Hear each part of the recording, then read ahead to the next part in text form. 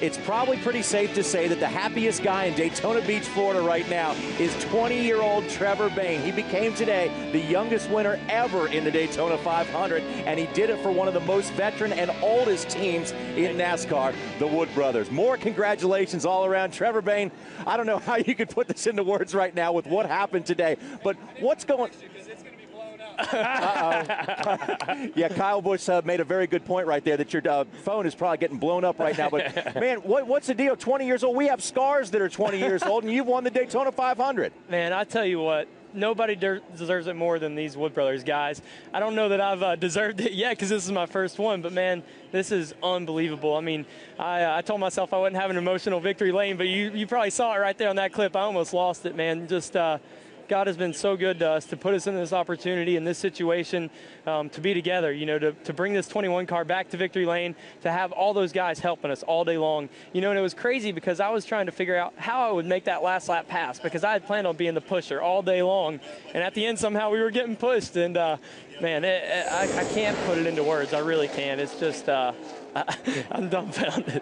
Hey, take a look at this last lap from outside of the race car. We know you saw it from inside the car, but how does this look? And tell us what transpired to get you this win. Well, we have worked with a lot of people all day long, you know, and I had planned on pushing David Reagan and then trying to make that last lap pass if we got away.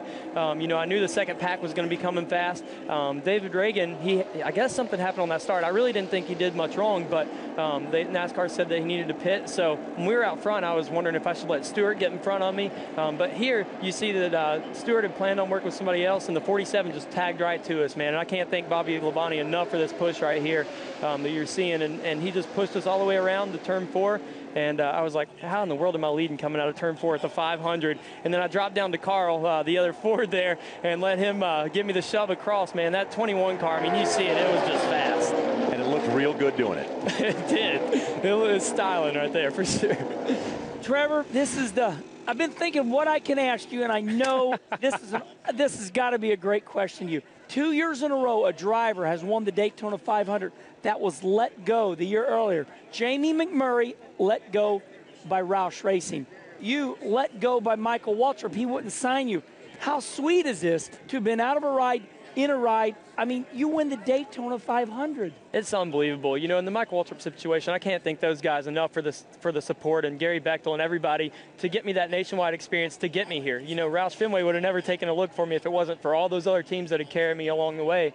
And then Roush Fenway, you know, I wasn't gone a week, and Jack said, hey, we'll take you, you know, and he took a leap of faith there and put me in a completely unsponsored nationwide car. Even right now, it doesn't have a sponsor on it. And then the Wood Brothers, you know, we ran that one race at Texas last year, and we just clicked. I mean, I love Leonard and Glenn and Eddie and Lynn and their whole family. And, you know, we just decided, hey, we should work together this year. And it's unbelievable. Are you contracted with the Woods Brothers or Roush? Both. Wow. We just learned something. hey, we'll take it. Good job. Yeah, now, Trevor, we understand your decision to run for the nationwide points, but I guess now what? We tell you now, right? Oh, yeah. Wow. You decided to run for points in nationwide, so you don't get these points, but still you're a Daytona 500 champion. But I guess if you could have it to do over again. Well, we still only got 17 races sold on this car, so I don't know that we would be able to run all of them unless somebody out there wants to help us out.